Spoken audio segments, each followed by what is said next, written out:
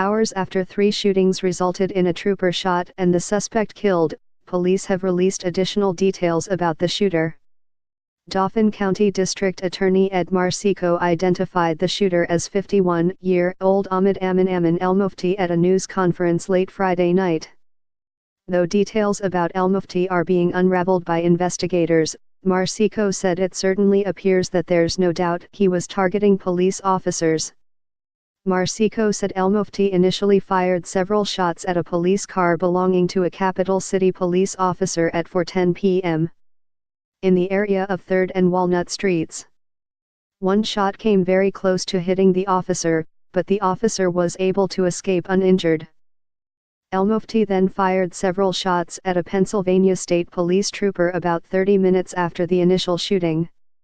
She was struck by one of those shots, but is doing well, Marsico said, adding the trooper is expected to make a full recovery.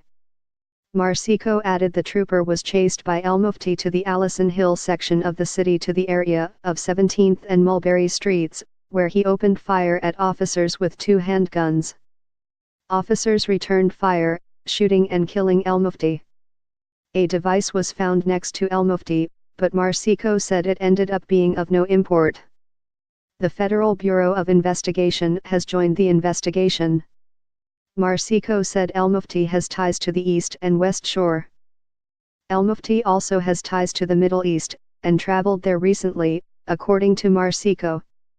Marsico declined to comment on if Friday's shootings were an act of terrorism, saying the motive was still under investigation. Obviously, we don't want people to run wild in speculation, he said. Marsico also declined to say whether or not El Mufti was known to officers prior to Friday's shootings.